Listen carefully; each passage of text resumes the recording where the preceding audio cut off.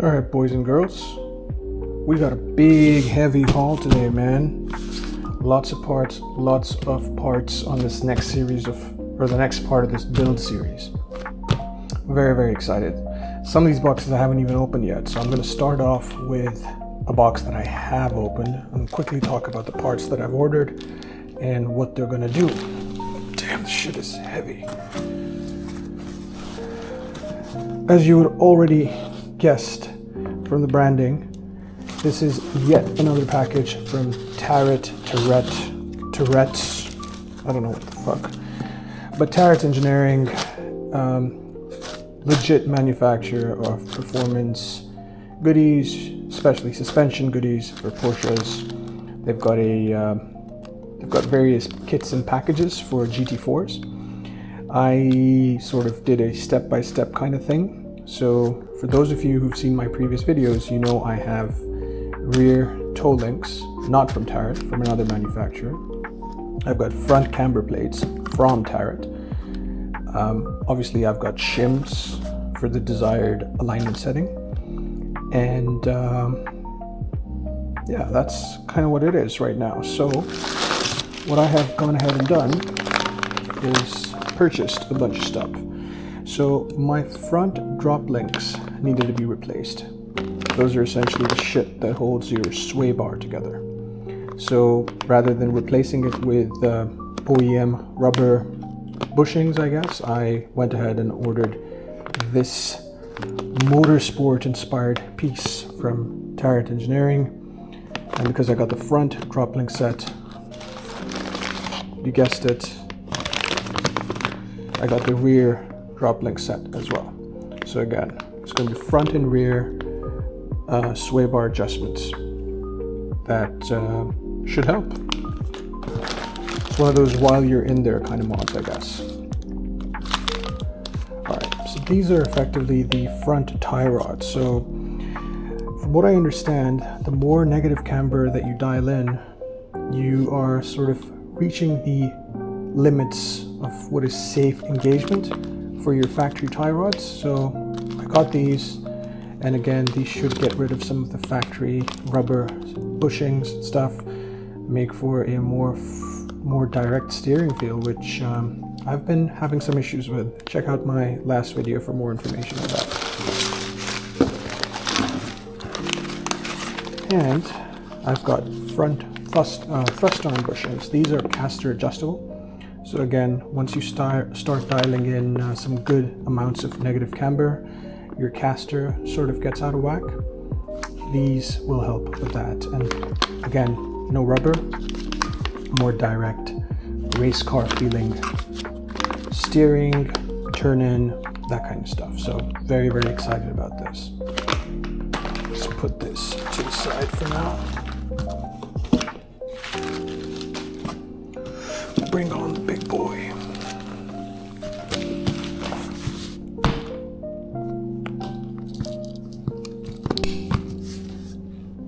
Okay.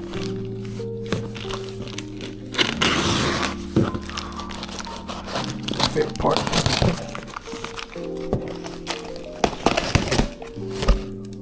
Whoa. This shit is really heavy, so you might have already guessed what it is.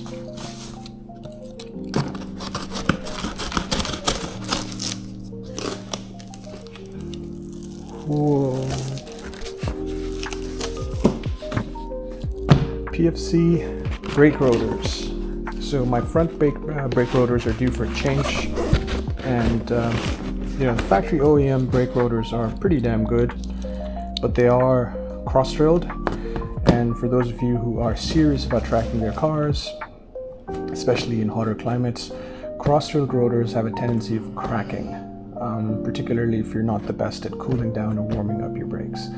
Mine have started to develop cracks right around some of the holes. A little bit of cracking is fine, but once the cracks start to connect across the various dots like that, then that's not a good sign. And you definitely don't want any issues with your brakes. Even if it's just a mental kind of confidence thing, you want to have the best possible braking solution that you can get. I was already running good track pads from Project Moo, which I have something for as well.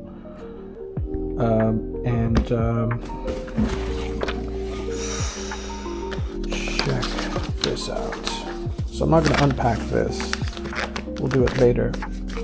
But these are effectively slotted rotors. Factory 380 millimeters front and rear. I just got the front because my rear rotors are practically flawless, and as are my pads. So I don't want to necessarily change something when it doesn't need to be changed. But the best thing about these PFC brakes is that they are a two-piece design, which means that once the lip needs replacing, I just take it out, toss it away, put in a new lip, and this center piece stays the same. So, which means that in the future, brake changes are going to be cheaper, not to mention faster. So this is what's in box. Ooh, some merch. So I did order these from Design 911, UK based site. Very good price, I gotta say, which is why I picked them. And it arrived at my doorstep within, I want to say, just a couple of days, perhaps. Yep, so I'm just gonna, that's the other one over there. I'm just gonna pack it up, put it to the side. Those are the part numbers in case you're interested. So there's 63 and 64, left and right. I don't know if this is much lighter from the stock OEM piece.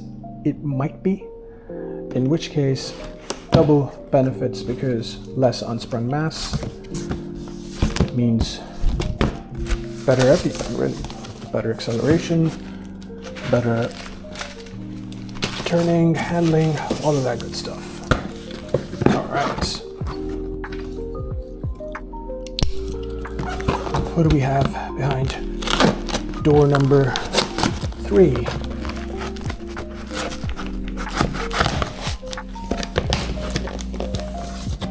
Might have guessed it, given that I have rotors.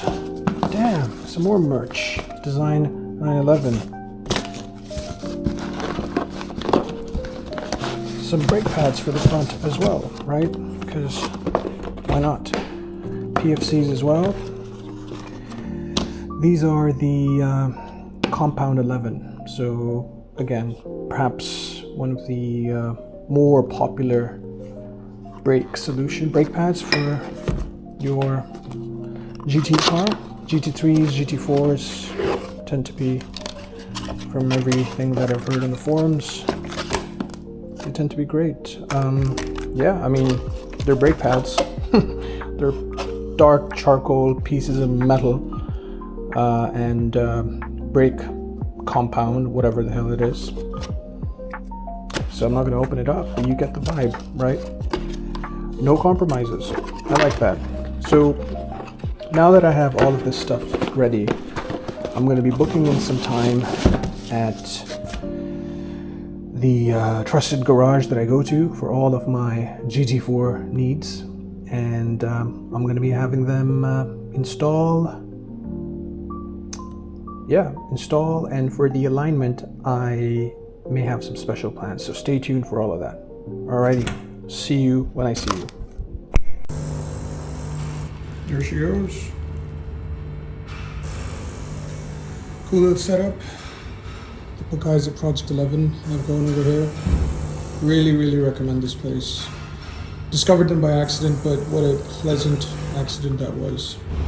So the parts have already been installed. I've done a quick test run, and I'm hearing some clunking coming from the front. So I'm pretty sure the drop links that I put on may need to be tightened up or something.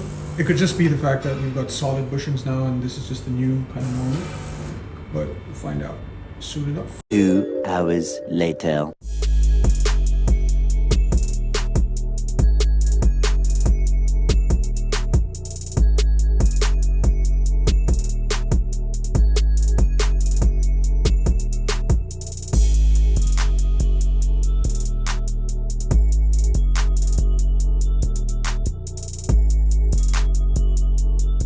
What's up, you guys? So, for reasons that will become clear in the next video that I release, I was unable to capture any video of how the car actually performed after all these modifications. As you can see, I spent a lot of time, money, and patience sort of getting all this shit done. And I've driven the car quite a bit afterwards, but I don't have a video explaining my true feelings or emotions. So what I thought would be nice is for you guys to see a track day video, or track night video rather, where I get to use some of these modifications in person. What I can tell you is the car reacted really well to all of these. For starters, my steering response became a lot crisper. And when I say crisper, it's because of all the rubber that basically got taken away with the front tie rods, the drop links, the rear drop links, the rear tow arms. Basically, the car is what I would like to imagine Porsche would have done if they would have made an RS version of the 981 GT4, which they never did. From a suspension and handling perspective, I think this is what I would imagine an RS 981 GT4 would have felt like had it ever existed. So sharper steering, sharper turning more specifically. One of the greatest things that ended up happening was the front tie rods have bump steer correction sort of built in, right? So what that means is if you're going high speed in a turn, let's say a long sweeping corner, right? And your foot's flat to the floor or close to it, and you're clinging on to dear life and holding onto that steering wheel. And if there's a bump in the road, or if you pass over some curbs, you have to correct the steering wheel because it's going to become really lively in your hands. With these tie rods, I noticed that I wouldn't have to do that. So basically, the steering wheel stayed flat exactly where it was. Really no correction needed.